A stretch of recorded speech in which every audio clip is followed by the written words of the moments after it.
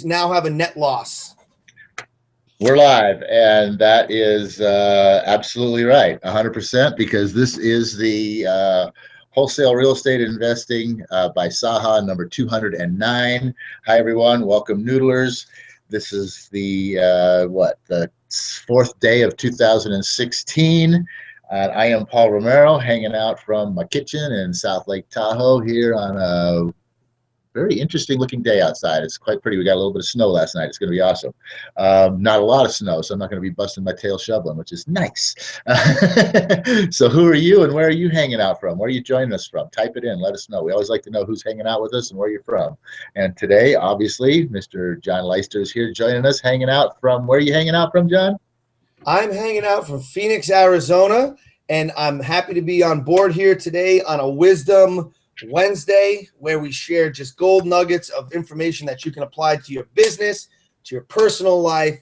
And in particular, we're taking all these concepts and we're bringing them to you, and we're giving you, I would say, from the trenches updates about the real estate market nationally in Phoenix, wholesaling, what's working, what's not, and how to take all this personal development stuff and all that information that's out there and how to use that information specifically for your success in wholesale real estate. So welcome to the Hangout. I'm John Leister. Again, I'm live in Phoenix, Arizona.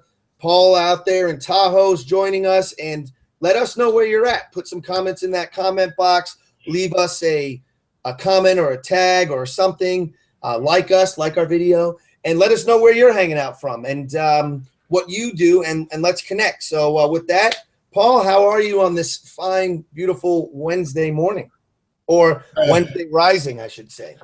It's an awesome day here. So, yeah, I just want to jump right into the content here. Just want to recap a little bit, because we had laid out a plan for people to get jump started into 2016, and I want to just do a touch base on that real quick.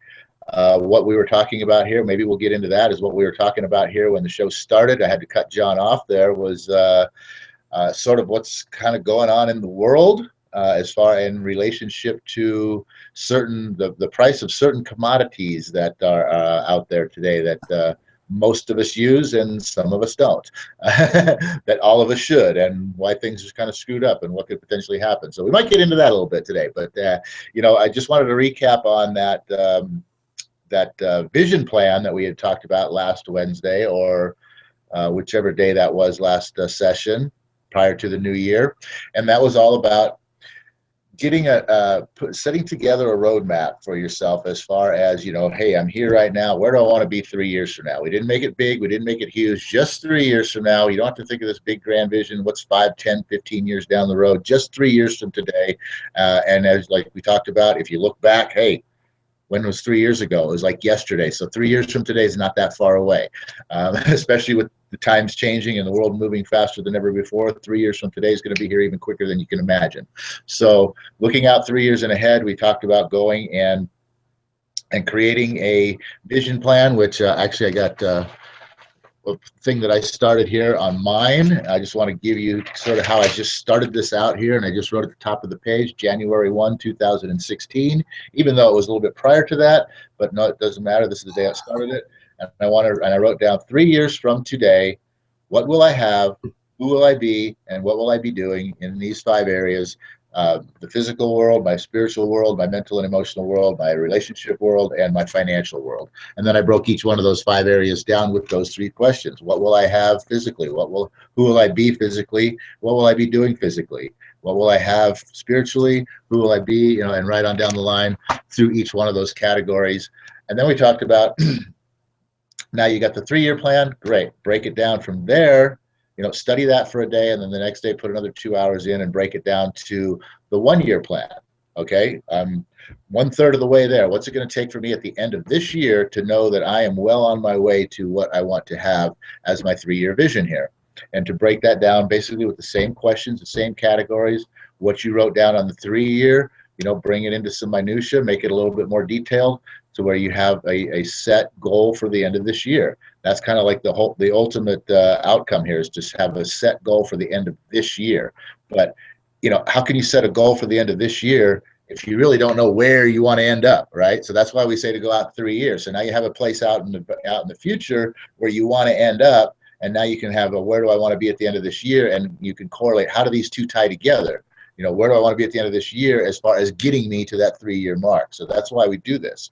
And then we talked about breaking it down to the 30, 60, 90 day marks as to what do I need to have, where do I need to be at the end of the first quarter to be able to look at getting to the end of this year. And the same thing, you can look at how do these two correlate. What do I need to have in place at the end of the first quarter here that's going to put me, point me in the right direction to be where I want to be at the end of the year.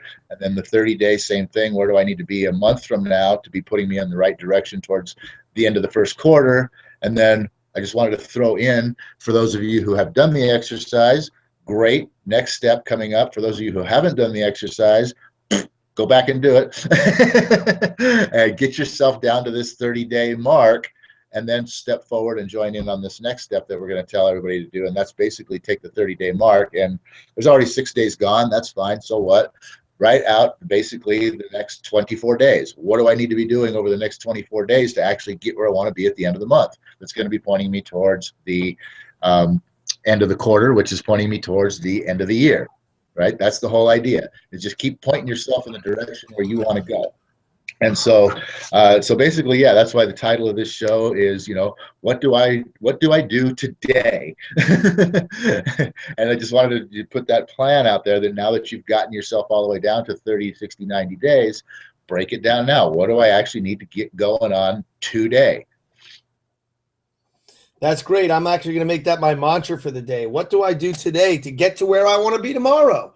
So that you can get there. And if you don't know where you're going and what you got to do,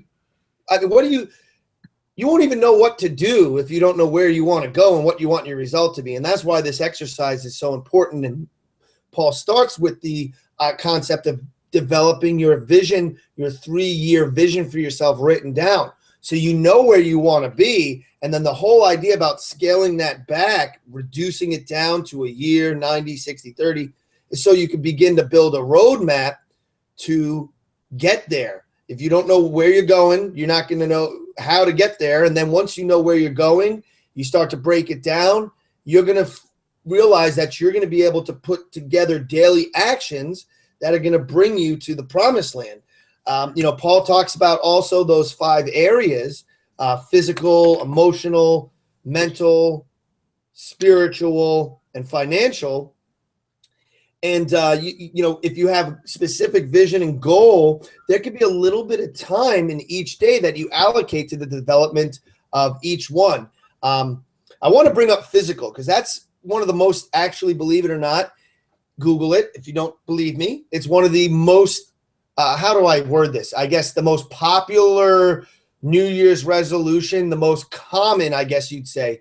That's the word I'm looking for. The most common goal of all people is their physical development.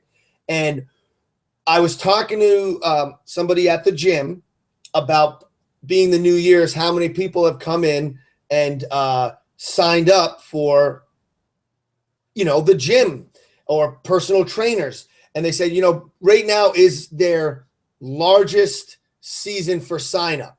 And most people, because they can track this, every time you go into a gym, they swipe your little card with your barcode to check you into the gym. So they know who's here, who's not. Most people come in about 3 times a day. 3 times a week for the first 2 weeks. That goes to 1 day a week for the next 2 weeks. Once in the next 2 weeks, and then most people will pay for a membership that they don't use for 6 freaking months. And it's a great business to have.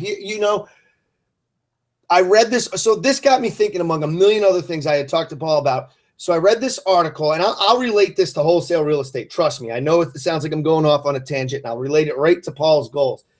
The company you've heard of, it's Planet Fitness. I almost called it Pure Fitness. Planet Fitness is the cheapest gym rate going out there. It's got it's about $10 a month to join up. The facility has enough equipment.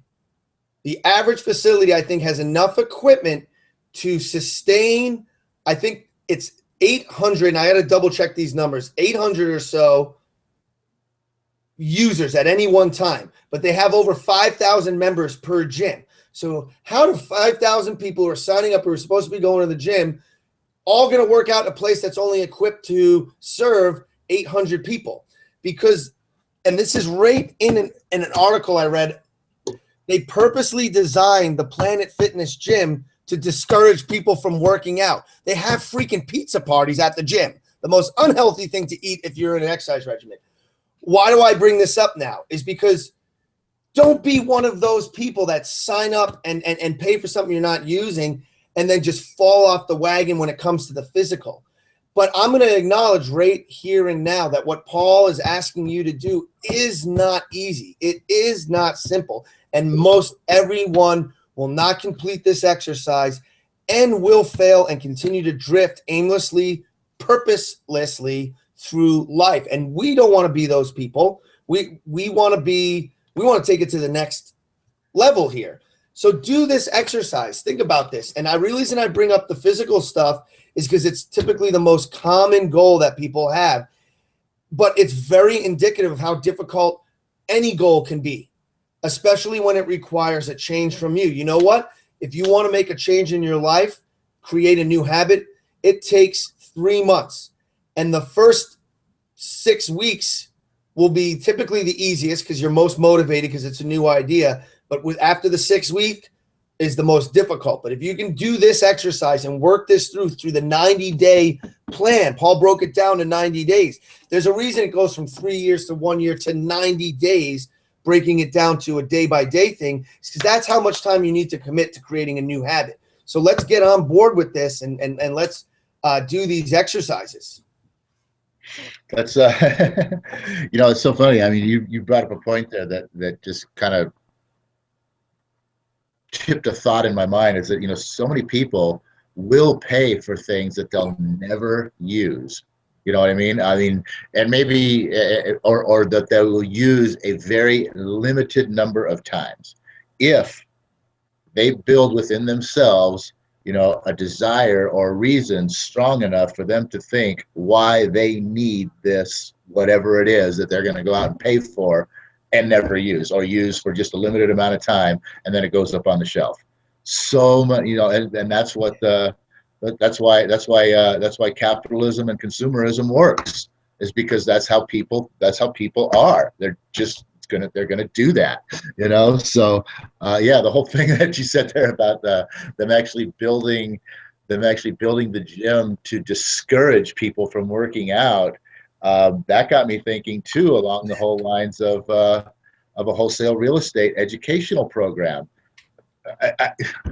Are those are those designed to actually discourage people from becoming successful in wholesale real estate?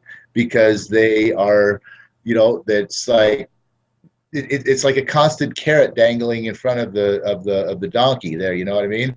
Every time you think you've got it all and you're about to get that bite, it gets pulled away from you because there's still something missing that you now have to pay more to get. You know what I mean? So is that system designed for purposeful failure? Because we know that people will buy something that they will not finish and or use or do or whatever. That's a trip that you were to say that.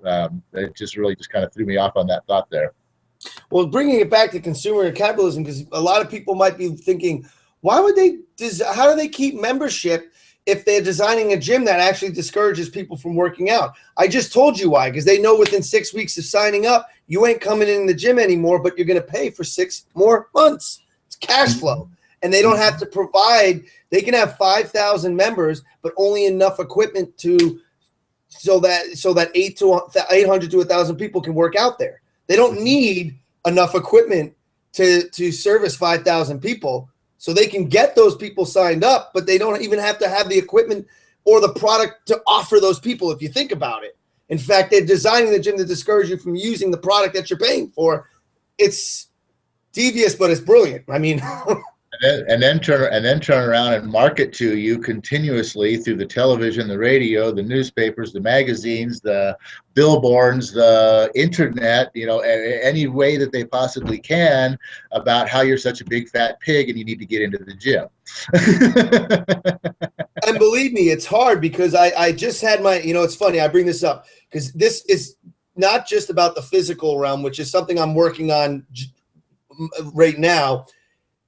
Financial, all that stuff, equally important, but this relates how difficult it can be. Like I worked out with a trainer and I'm thinking, man, you know what? This is pretty actually easy. And I'm doing everything he says and I'm doing it. I'm going over the top. I'm going to show my trainer that I'm really committed. I'm going to do this. I'm going to go over the top. And the guy's telling me, slow down, man, slow down. This is, I'm like, this feels easy. He's like, I'm glad you feel that way, but you know what? Let's just go slow. This is the first time you're working with a trainer. I've exercised before, and I'm thinking I went to the next level this year, and I hired a trainer, and I paid for it in advance. But I'm not like most people. I'm not going to not use something that I paid for. I need an ROI here, okay? So are we. But I will say, at the end of the workout, I was pretty out of breath. I was tired, and I was not really too sore. And I'm like, man, I really feel like I could do more. Is this really going to work out with this guy? And he's like, dude, we did a lot today. Trust me. We'll ramp it up when we meet on Friday. See how you feel. And I'll tell you what, I've never had so much pain in my abs and in my freaking legs than the last day. It's just getting stiffer and stiffer. And I'm like, oh, shit, I got to go see this guy on Friday. It's only Wednesday. I'm dreading Friday. But you know what? That's why I paid for it in advance. That's why I did something to make my goals inevitable here, because I'm a human being after all. So, you got to start, I think, incorporating this in, the idea of inevitability thinking into your goal setting, into your process here. Just a little FYI, food for thought. Inevitability thinking means you produce a situation that makes the results inevitable. Like I said, I paid for a trainer for 3 months in advance after one workout, because how I'm feeling today, I might not make it back to the gym Friday if I didn't invest my money, because it's not easy. So you got to use techniques, inevitability thinking, get accountability partners, some way to hold yourself accountable to completing all this stuff and make it inevitable that you'll do it, that it's more painful not to do it than it is just to kind of suffer through the first several months to create these habits. Yeah, if you would have paid for, say, 3 sessions, you could very, very easily justify for yourself a reason not to show up on Friday, because, well, it's only 2 other sessions. I only paid for 3 sessions, so if I don't show up on Friday, I haven't really wasted much money. But now that you've paid for 3 months or whatever it is that you paid for, now you're like, well, if I don't go Friday, then I'm not going to go on Monday. And if I don't go on Monday, then I'm probably not going to go on Wednesday. And then I'm going to be falling out behind on my schedule here. And I'm going to end up not doing this. And I'm going to be wasting all that money. And I spent a lot of money on this. So damn it, I'm going on Friday. And that's kind of what inevitable thinking is, people. And that's sort of what this whole outline is as well, too. This is creating this plan for your vision, for your future, and breaking it down like that. It's sort of creating an inevitability plan. It's now as you break it down and you get into, like I said, what do I do today? Today you might say, okay, the first thing that I need to get started is whatever this little piece is right here. Well, let me look at that piece. Okay. And don't look at that piece as like, okay, why do I need to get this done? Look at that piece and say, what'll happen if I don't get this piece done? All right. Give yourself the dark side. Look at the dark side here, a little Star Wars analogy there. Look at the dark side of what, look at the what we like to call the cost of inaction. What's going to happen? What's the worst that can happen if you don't do it? All right. Then once you have that vision of what the worst is, of how bad it can be if you don't do something, now you can look at it and you go, well, you know what? Doing this, because what holds people back a lot is, whatever this one thing is, seems to look to be very, intimidating to them. So if you look at what's the worst that could happen if you don't do it, then you look back at it again, it doesn't seem so intimidating. Now you're like, well, that's nothing compared to what's going to happen if I don't do it, so I'm going to go do it. And that's again also too, that's the setting up of an inevitability thinking process right there, is to look at something for what it is, see what it can do for you if you do it, and then look at and see what it is that can happen if you don't do it, and look at that part right there, and maybe even take a piece of that and implement it into your life. Maybe you see that, what, if I don't do this, I don't know, I can't even think of a thought here, but if I don't do this, this is going to happen. So I'm going to maybe make a bet with a friend of mine that says that, and I'm saying that, what, this isn't going to happen. I'll bet you $100 that this doesn't happen right here. So now you've got money on the line. You've got a cost of inaction on the line. Now you've got the thing that needs to be done, which now all of a sudden is looking very, very easy to do, because you've got all these bad things that can happen if it doesn't happen. And then you have the result of what will happen from it when you get it done. And then when you get there, you've like stepped to another level and you're like, ah! It's true. I mean, and how does all this relate to wholesale real estate? Well, you apply this to your goals with the business, and what you want to accomplish with the business. Break it down real quick. We did this last year, which was awesome, but we're doing it again this year. And we'll probably do it again in 2017 and 18, 19, because you should reevaluate yourself every year, or maybe probably even more often than that. How you apply this to wholesale real estate is you got to have goals in the business. For me, it's like, in 3 years, where do I imagine myself? I imagine this business being in multiple cities throughout the United States, national. There's no reason why I can't buy or sell real estate in any state. So I have 50 states to choose from. In fact, I met a guy yesterday, Paul, that we're going to sit down with when you get back to town next week, that owns apartment buildings in Scotland. Why? Because he has connections with people in Europe who have money, and it's cheaper there. I'm thinking, so why can't we be, or why don't we think about going international real estate in 3 years? Hell, right? But if you don't set the goal, it's just an idea. And if you don't write it down, it's going to disappear. I mean, I can't stress this enough. And it's like about, you're starting out in this business, you can have your 3-year goals. When you break it down to where you want to be in a year, it might seem redundant. When you break it down to 90 days, it might seem redundant. But when you start to look at the timeframes for accomplishments and what you have to accomplish, that's when you'll start to, like an aha moment, like the universe or your brain or something just will reveal to you the steps you actually need to take to get there. Because another thing I want to point out about doing this is, don't get overwhelmed with, oh man, this sounds great, but I don't know how in the world I'm going to get here in 3 years. So you know what? I'm discouraged from doing this exercise because this is all dreaming and I can't get here. Don't worry about how. The how will reveal itself to you as long as you know where you want to go. It's like the doors all of a sudden open and the roads become clear. It's the same thing on going on a road trip. If you don't know where you're going, then you're just driving around aimlessly. You'll never get there. There is nowhere. There is no there. You don't know where it is. There's no there. You have to have a there to get to. It's just like look at a professional football team, right? You don't see at the beginning of the year, preseason and training camp, they're sitting there and they're talking about winning the Super Bowl, okay? That's not how it works. They talk about the next thing. And when you get into the season, they only talk about and they only focus upon the next game, one piece at a time. And that's kind of how this is. But they know in the back of their mind, their vision is the Super Bowl, okay? They know that that's the vision. That's where we want to go. But how do we get there? We go one step at a time. And that's exactly what this is doing, is breaking it down to one step at a time. And what John was just talking about there too is how does this relate to wholesale real estate? Well, the plan that we outlined here, what will I have, who will I be, and what will I be doing 3 years from today in these 5 areas? That is, sort of that's the you. That's the big, you got to know who you are and what you want to be in the future, as well as, to be successful at anything. But you can also, use these same 3 questions, basically just change them up a little bit and apply them to your wholesale real estate business and say, what will my business have?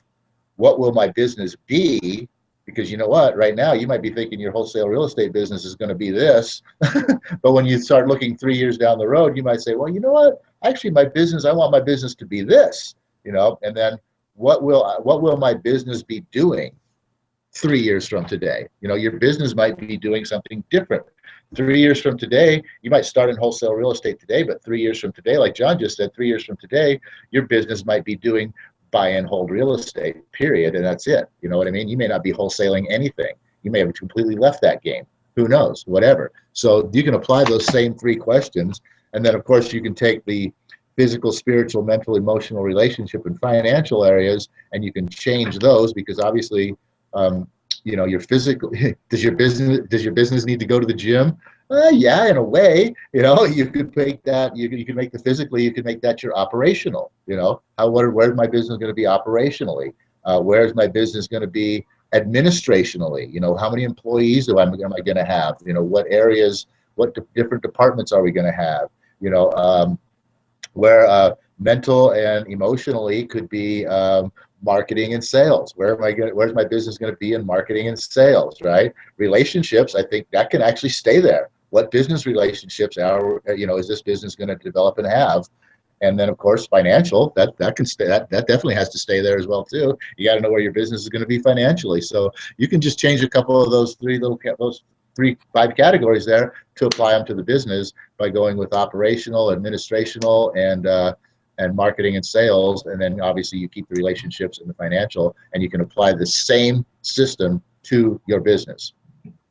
I really like that little analogy to it all there, because it's true. You got your physical daily operations. You've got your, if you will, the mental, emotional administration of those operations. You've got the spirituality vision of the business. That's a really cool way to think about it. And then of course the financial part of the business. So that's a kind of a cool way to look at it, is that those areas, those realms kind of exist not only personally, but the business, because the business is an entity. It's actually legally treated like an entity.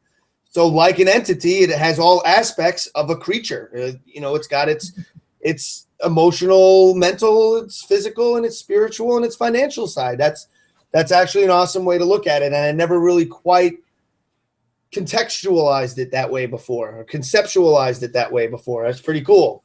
I hadn't either till it just came out of my mouth. That's the beauty of a mastermind. Well, that's how this all works. That's why you need to be hanging out with John and Paul and joining in, because we would love to have people come and join us live and give us some of their feedback and take on all these different concepts that we discuss. With that being said, it's Real Estate Hangout. This may be a little off topic as far as the big vision, the goal, but I think part of the big vision and goal has to be being prepared for things to come. And there's definitely things coming that I think is very interesting to take people to take note of, because this kind of plays into how I see my vision unraveling. How am I getting there? I got to take into account for things happening. So yesterday, fascinating as hell. I'm looking at a property down in South Phoenix. It's a horse property.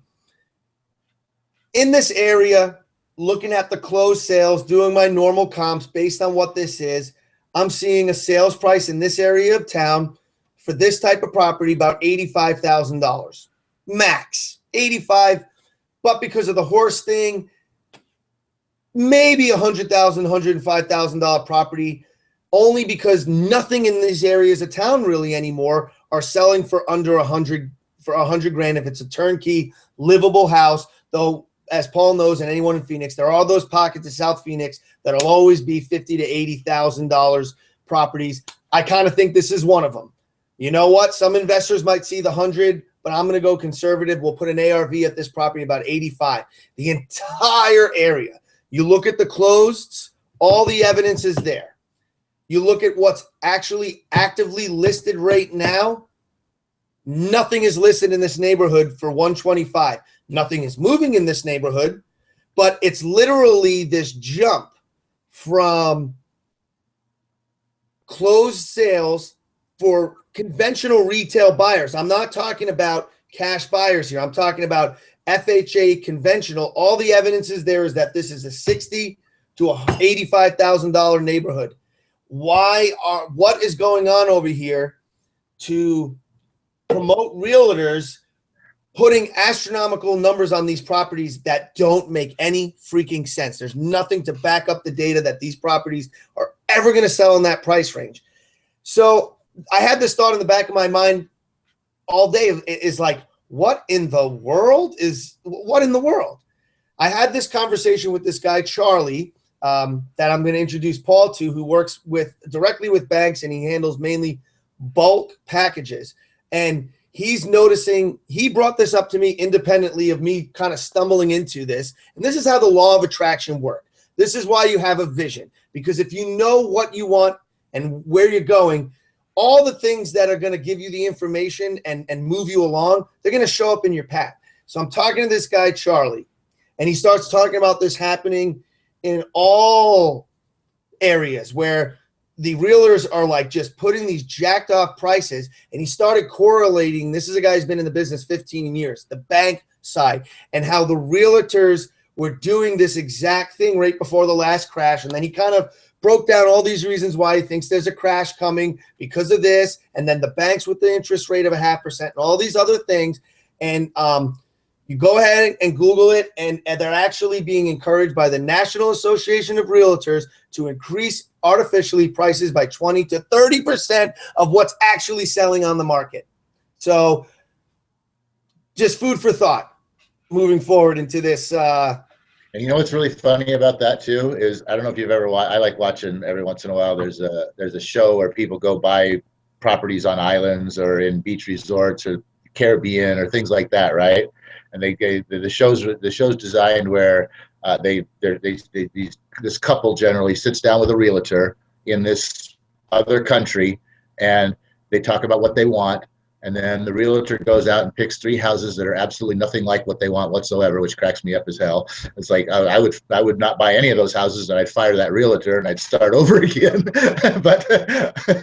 but so he brings them these 3 ridiculous properties, and they end up buying one of them. But they always go out and they make this offer. You know, here's this property. You know, oh, it's and the funny thing is, right, that they start out, my budget's $300,000. Okay, great. First thing the guy shows them is a property at, like $285. Then he shows them a property at like $305, and then he shows them a property at like $340 or $350. Like completely blowing their budget out of the water, first of all. And then, like I said, and then at the end of the show, these people, they pick one of these properties and they make this offer on it. And at the end of the show, they're talking about, well, I think we got a really great deal.